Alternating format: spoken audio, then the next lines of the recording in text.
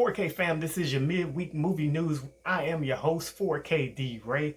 Welcome to the show, you guys. If you've been paying attention to what's going on in the theater scene, you know there's three big topics for over the past 4 to 5 days that are really on everybody's mind.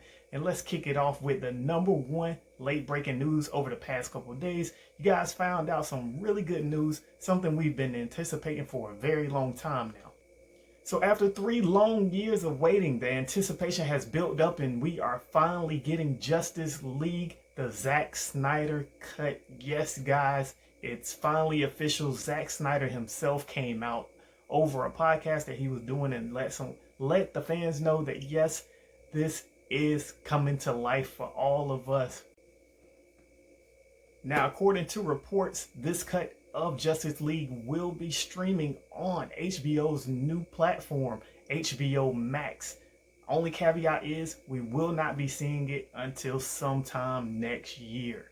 Now, this new cut of the film, it is not entirely made up from the last, what we known as the Snyder cut that we thought we were going to get in the past, which was actually filmed for 4 hours and cut down to a little over 2. What Zack Snyder is doing this time, he's going to redo some of those virtual effects. He's calling back all of the crew and will more than likely have a lot of the cast actually come through and do some new voice dialogue for this production. Now, according to Warner Brothers, this is going to be upwards of $20 to $30 million to remake this film. Hence why we're not going to get it till next year. I know me, for instance, I was really hoping for a physical release. Maybe that'll come later down the line if it's very successful and boost a lot of revenue for the HBO Max streaming platform. I, for one, really hope that this lives up to our anticipation. For over these past 3 years, I'm not holding my hopes up because you never know what we're going to get. I mean, like I said, this is in a lot of post-production. It's very complex what they're trying to do with this film. So I hope it turns out very, very good. I know a lot of the cast said they saw his cut of the film and it really tied things together a little bit better than what we got from the rest of the film. Just bring me all your comments down below. Let me know, are you anticipating this? Do you have hopes for it? Sound off in the comment section right down below. On to our next set of news. If you've been paying attention, looking at trailers, you will see that Tenet trailer number 2 has finally dropped. Now it looks like Warner Brothers and Christopher Nolan are doubling down on this release. They are hell-bent on getting this out on July 17th. What that means for everybody, I'm not too sure. You guys know we are still going through phases of reopening up businesses. Movie theaters in most places are not open. There are a lot of those mom and pop family theaters that are open, but the big 3 have held off. But it looks like Christopher Nolan and Warner Brothers are both in talks with all 3 of the big cinemas to let them know, hey, our intentions are to release this film on July 17th. What can we do? How do we get with the CDC, come up with the best game plan to open these theaters up? Now, according to Deadspin, it's reported that this movie costs over $200 million. So the question is, how many people will come out and actually see this film in theaters? Will they be able to recoup that $200 million? It's really going to come down to, it's going to be very city-based. I know, for instance, in my city, things have been opened up since May 8th. Unfortunately, theaters have not opened yet. They cannot open until this next phase, and it'll be limited capacity. So the question is out there, how much money will they make from this release? Me, for instance, I'm really hoping that this film comes out. I think we deserve it. We need it.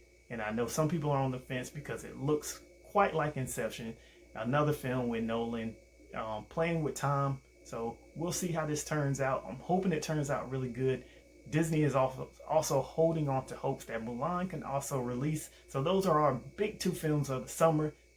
You guys go ahead, comment in the comment section. Let me know, what are your thoughts on Christopher Nolan and Warner Brothers trying to release this film while people are still coping with this virus that's got cities, opening up. Some still aren't opening up. Let me know in the comment section down below. And you guys, to round out the movie news for this week, part 3 comes down to my neck of the woods. You guys, we got word that Scream 5, the reboot, will be happening. Production is supposed to start sometime this year, and it will be happening a couple hours down the road from me in Wilmington, North Carolina. Now, the most news we've got out of this movie so far is that production date is set for 2020. and that David Arquette will be reprising his role as Deputy Dewey. Now, from reports, they also have reached out to Neve Campbell to see if she'd like to be a part of the movie. They went over the script with her to see if she also approved. Now, I know fans have been throwing it out there for quite some time that this movie has been, set to be into production. At one point, they said Blumhouse was supposed to take over, but they reported that as not being true. Now, a lot of fans want to see Neve Campbell reprise her role, but they also want to see her as the killer herself, donned in that Scream outfit. Now, also, according to reports, a lot of the original cast is supposed to return, and maybe some cast from the other previous 4 entries to this franchise. I'm very, very excited to get Scream back. I really hope with Wes Craven not being around anymore that we can continue such a great story and a great franchise.